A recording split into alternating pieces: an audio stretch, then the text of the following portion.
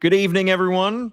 Paul Mancano and Jonas Shaffer live on a Monday evening on the Banner Ravens podcast to discuss the breaking news that the Ravens are releasing longtime kicker Justin Tucker. And on this podcast, we are going to discuss why the Ravens came to this decision. We're going to break down the statement that they released, and we're going to discuss what this means for rookie kicker Tyler Loop and what this means for the organization going forward.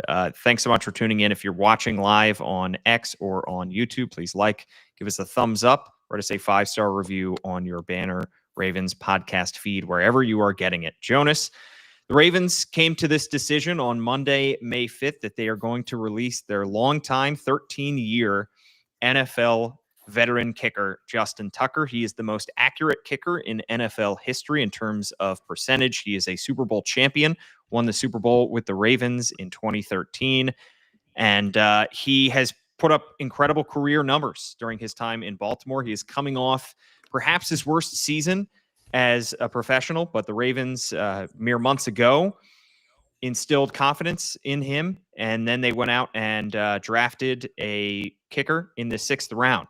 The statement from Eric DeCosta after they come to the decision to release him, it's up on the screen if you're watching live. I'll read it out here as well for our audio listeners. Quote, "Sometimes football decisions are incredibly difficult, and this is one of those instances. Considering our current roster, we have made the tough decision to release Justin Tucker. Justin created many significant and unforgettable moments in Ravens history. His reliability, focus, drive, resilience, and extraordinary talent made him one of the league's best kickers for over a decade. We are grateful for Justin's many contributions while playing for the Ravens. We sincerely wish him and his family the very best in this next chapter of their lives," end quote. Of course, this comes after Justin Tucker is under investigation by the NFL for multiple allegations of inappropriate sexual behavior that the Banner first reported on January 30th. The number is up to 16 women at 8 different Baltimore area high-end spas and wellness centers that have made allegations against Justin Tucker of inappropriate sexual behavior, and Tucker has denied all of these allegations. We don't yet know what the results of the investigation will be. Before we jump back into why the Ravens came to this decision now, dive back into the investigation and where it stands right now. Jonas, from a salary cap perspective, quickly, could you just explain why the Ravens would likely be designating Justin Tucker with a post-June 1 release, even though this announcement is made on May 5th? Yeah, he just has $7.5 million in dead money over the next 2 years now that he's been cut. So with that post-June 1 designation, you spread the cap money around in a more team-friendly way, and you gain $4.2 million in salary cap space this year, which, is not a small amount considering just how tight the Ravens are against the cap. Yeah, and in terms of where they go from here, it's pretty obvious that 6th-round rookie Tyler Loop is going to be the prohibitive favorite for the Ravens kicking job going into training camp when that begins in a couple months. He was at Ravens rookie mini camp.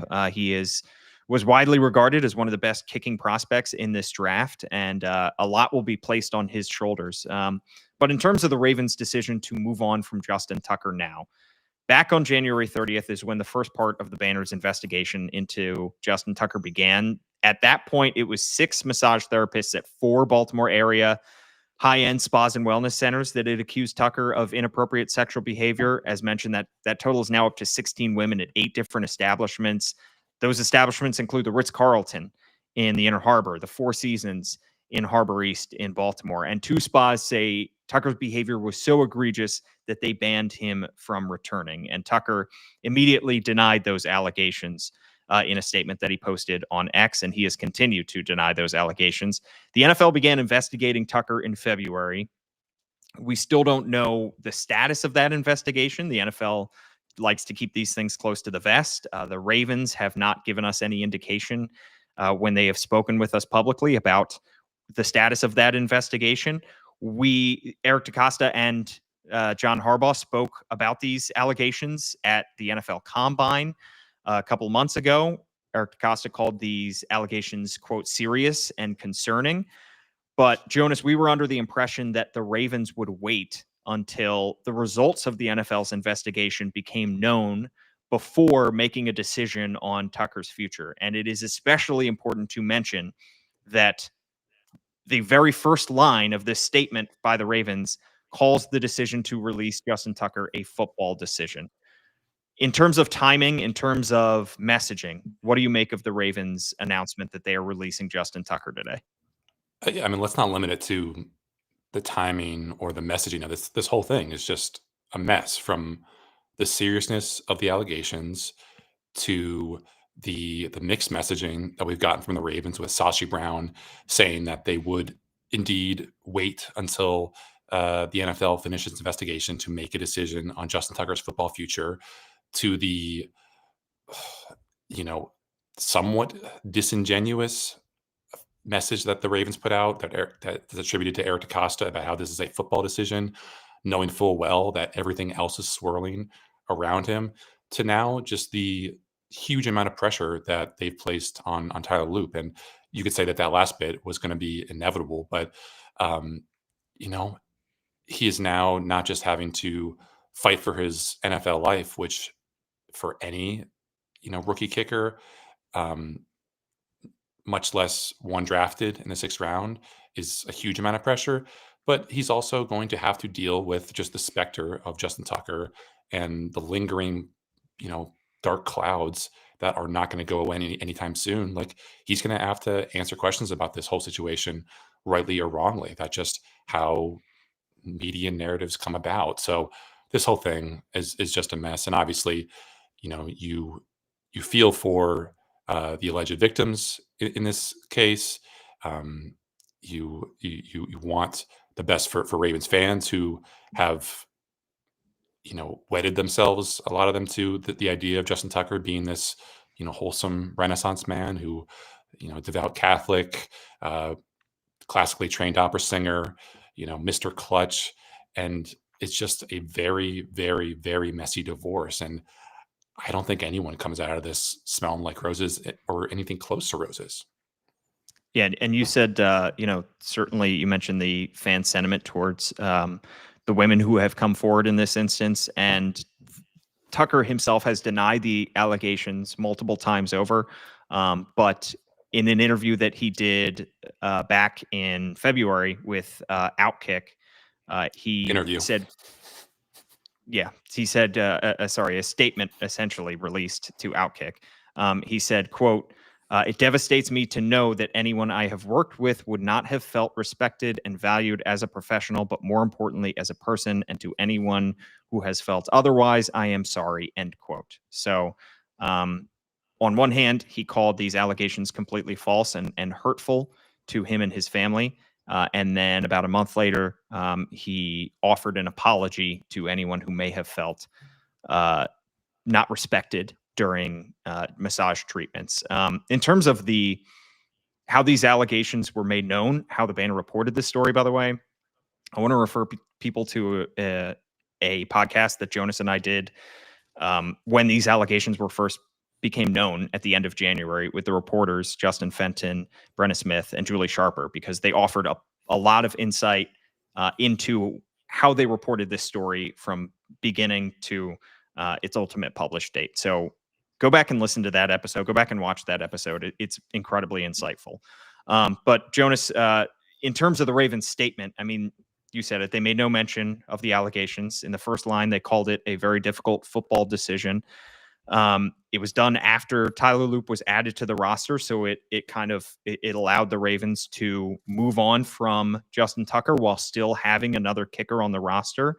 And for those, I think it's important to address questions from fans wondering whether the Ravens would have still made this move if they are calling it a football decision. Whether they would have still made this move had these allegations not become known, because Justin Tucker is coming off perhaps his worst season ever. I think we can unequivocally say it's his worst season ever as a professional. He made just 73.3% of his kicks.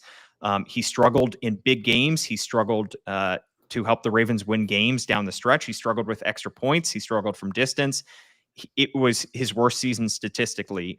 And at times he acknowledged that mentally he was struggling as well. And the team was aware of that. However, he closed the season very strong. He did not miss a field goal attempt. He did not miss an extra point attempt after the bye. He made all of his kicks in their playoff games against the Steelers and the Bills. And in the end of season press conference with John Harbaugh and Eric DeCosta, both of them reaffirmed their commitment to having Justin Tucker on the team in 2025. Quote from Eric DeCosta in that press conference, he said, quote, "I think I have every expectation that Justin's going to be a great kicker for us next year and moving forward," end quote. There was really no discussion, Jonas, of adding another kicker to this roster until these allegations became known. And it wasn't until the NFL Combine that we first heard from DeCosta and Harbaugh on this issue. But for those who may be wondering whether the Ravens would have made this move anyway, just because Justin Tucker's coming off his worst year ever, they, at least publicly, committed to Justin Tucker right after the season ended in Buffalo, and they sounded very confident that he would be returning to his Pro Bowl self. Yeah, and this is going to sound like a defense of Justin Tucker but I promise you it's not. But if this were a football decision, then wouldn't you want to have this training camp cook-off between Tyler Loop and the most accurate kicker in NFL history, the kicker who has been through some ups and downs, but to your point, Paul, made his final 5 field goals to end last year, who didn't miss an extra point over that same stretch, who was constantly tinkering and tweaking and trying to get better and find a way to push forward. I mean, who are you going to, if we're reducing this to a game of probabilities, who are you more likely to find success with, Justin Tucker or the other, undrafted free agent kicker, or the other tossed around, twice cut kicker who hasn't been able to find a home in the NFL for more than a couple of years for whatever reason?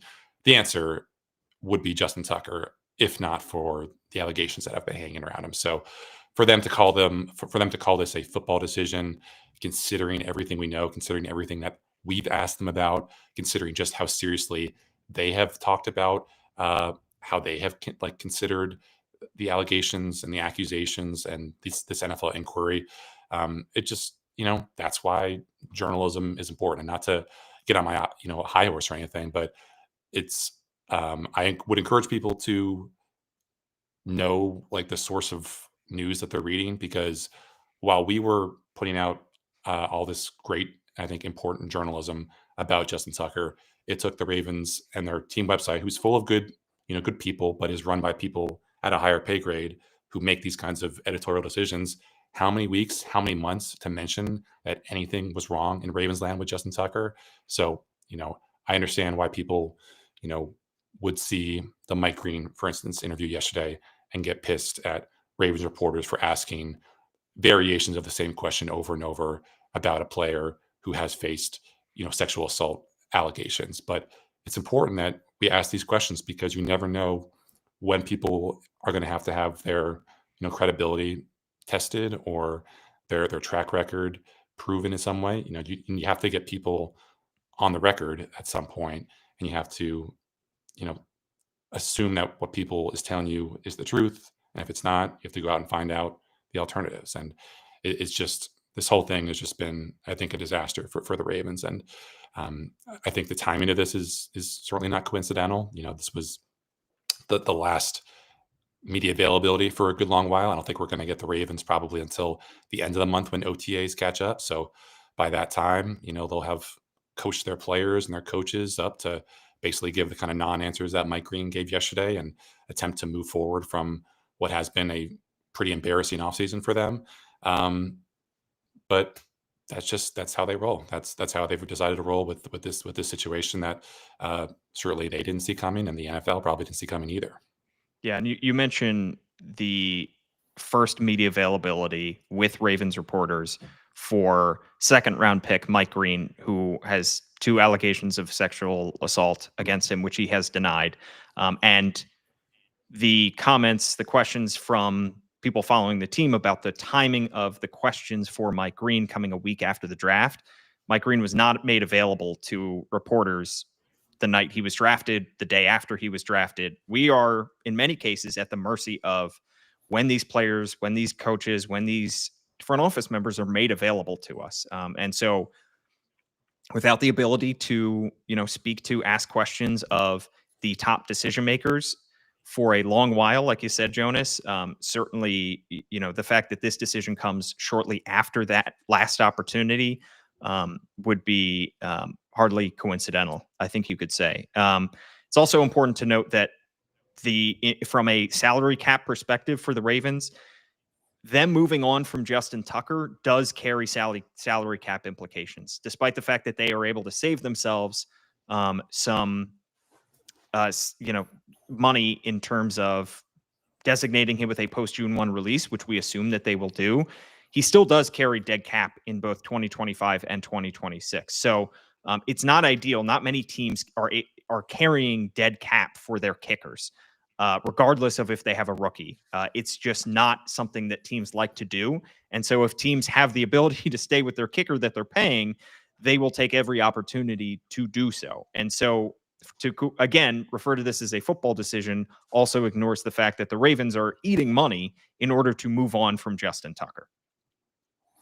Yeah, and the hope is that Tyler Loop will be a cheap alternative, and we could talk a bit about him later, because I coincidentally have a feature story on him coming out tomorrow. I was not expecting it to be tied to the release of Justin Tucker, although that possibility certainly would have been worked into the mix. But it's if you were talking about the Ravens, or I guess if you're talking about the next step for Justin Tucker, I think this is probably going to make him too toxic to touch until the NFL finishes its investigation, because even though he will be stripped of this free agent contract, and I'm sure wherever he might sign next, it wouldn't be for more than the league minimum for a veteran, you're probably maybe going to deal with a player who would be facing a suspension for violations of the league's personal conduct policy.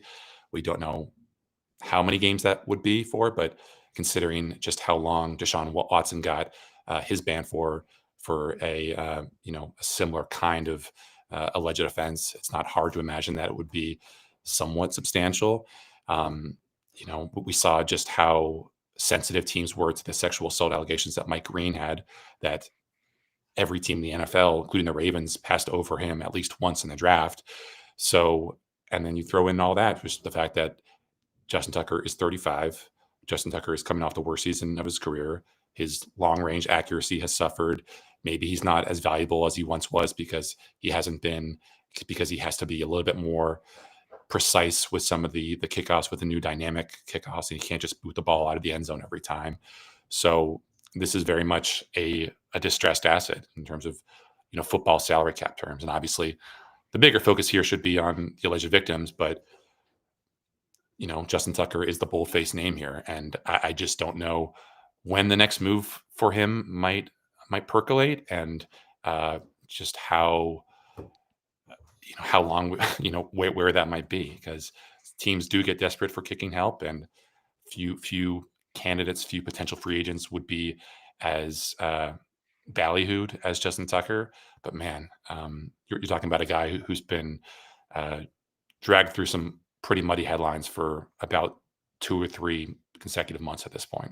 Yeah, and like you said, Jonas, we have no idea when or if the NFL will decide to lay down some punishment on Justin Tucker after they conclude this investigation. But had the Ravens waited for the results of the investigation to become known, and had they waited for a potential punishment to be levied before they made this decision to release Justin Tucker, you kind of lose credibility when you then say it's a football decision. If Justin Tucker were to, if the NFL were to levy a suspension against Justin Tucker, and then immediately after there, shortly thereafter, the Ravens announced that they're releasing Justin Tucker, it is incredibly difficult to then believe a statement where the Ravens say that this was a football only decision. So they are allowed to, they kind of keep their hands clean in this instance. Let's talk about Tyler Loop, because you mentioned that you have a feature story on him coming as well. A very, very difficult situation, regardless of the extenuating circumstances here. It's difficult for any rookie to be coming into the NFL, a 6th-round rookie, a kicker coming into the NFL, following in the footsteps of the most accurate kicker in NFL history, to come in, face the media, answer questions, and then go out in training camp and show that you deserve the job. Go out in the preseason and show that you deserve the job, when kickers, frankly, don't have that many opportunities to prove their own worth, to prove themselves. In terms of who Tyler Loop is as a competitor, when we met with him via Zoom, he seemed incredibly competitive. He seemed ready for the spotlight, and he seemed ready to take on the challenge. But what are your impressions, your very early impressions of Tyler Loop, now that you have also seen him kick some footballs in Owings Mills? Yeah, it's. I apologize if this has already been made. This comparison has already been made because I think it's going to be made probably a million times more if Tyler Loop has the same kind of career on the field that Justin Tucker has had in Baltimore or anywhere close to it. But in a lot of ways, he is like kind of a carbon copy of him. Obviously, I don't know enough about how obsessive he is with technique and mentality and everything. But from talking to kicking coaches he's worked with, because before we go there, like biography wise, former soccer player, really good athlete from Texas, didn't really do a whole lot to distinguish himself in college. Like he never, won the Luke Rosa or anything. Obviously, Justin came to Baltimore as an undrafted free agent who had some nice games at Texas, but was never really considered this blue chip kicking prospect.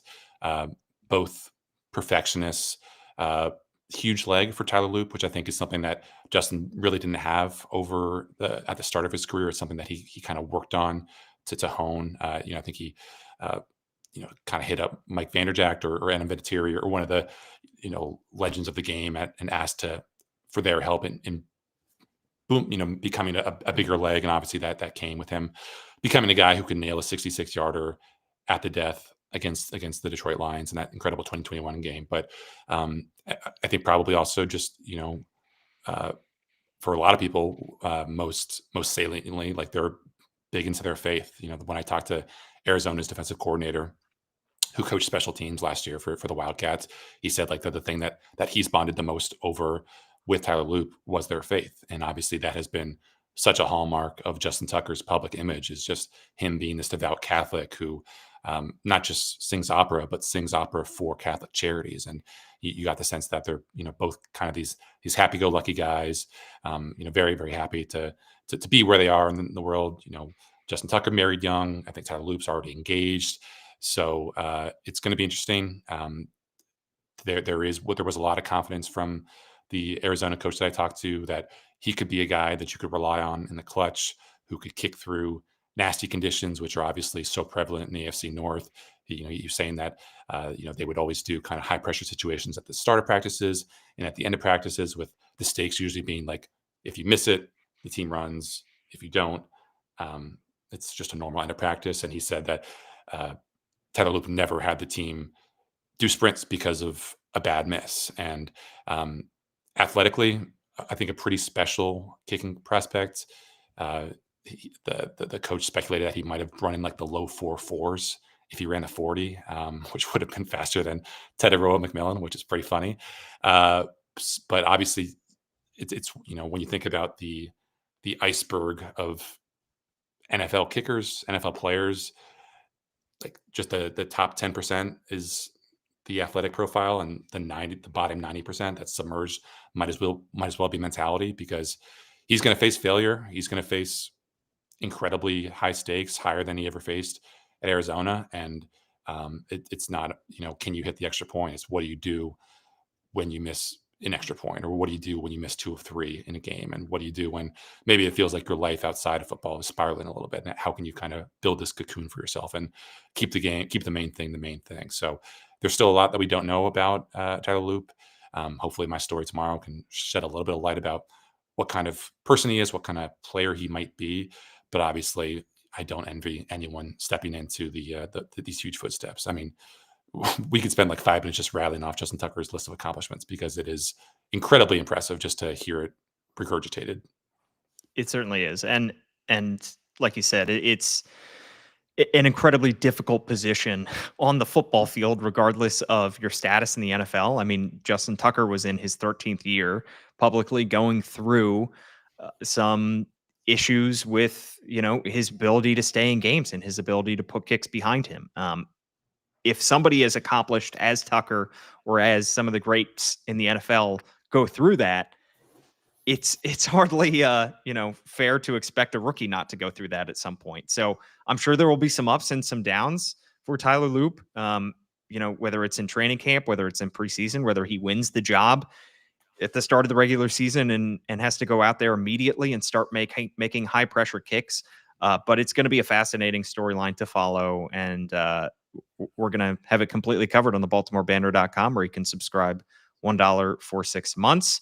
At Jonas_Shaffer is his handle. I'm at Paul Mancano. I think, Jonas, at some point, either later this week, early next week, we'll be back on here to discuss some other stuff around the Ravens, notably the signing of veteran, versatile offensive lineman Joe Noteboom. We'll have more conversations about the Ravens offseason, where they stand amongst their division rivals. So much more yet to be discussed. But in the meantime, we have a story up on the BaltimoreBanner.com about the release of Justin Tucker, which you have been working hard on, Jonas, and looking forward to reading more of your coverage as this story continues to unfold. Yeah, it's going to be interesting. I mean, you could say that this generation of the Ravens, in a lot of ways, has proven that it's maybe not as difficult as we once thought to replace legends. Like, as a college basketball fan, you're always reminded of you don't want to be the coach who replaces the legend. You want to be the coach who replaces the coach who replaced the legend. But John Harbaugh came in here, followed a Super Bowl winning coach, and didn't take long to win a Super Bowl. Lamar Jackson came in here, and within by a second year of having replaced Joe Flacco as the full-time starter, I guess his first year as the full-time starter, had won an MVP. So maybe good things come in threes, and Tyler Loop can replace a guy who, who will probably have a New York Times, story written about him one day when he passes away, hopefully decades down the road, just because of what his contributions to the NFL have meant. But that remembrance is obviously now going to be tinged by how these past few months have unfolded. So I wish Tyler Loop the best moving forward. I wish the Ravens the best moving forward. I wish Ravens fans the best moving forward. But this has obviously been a very, very fraught offseason, and it's just a reminder that I guess character counts, because ultimately you could be the best at something, and if you give teams a means to part ways with you, then you'll be reminded pretty quickly that this is a business, and they'll do whatever they can to dispense with sentimentality and just do what they think is going to be the best for their bottom line, for their record, and for just the optics of their franchise. Well said. For Jonas Shaffer, I'm Paul Mancano. Thanks so much for tuning in. We'll be back, as we said, either later this week or early next week. But in the meantime,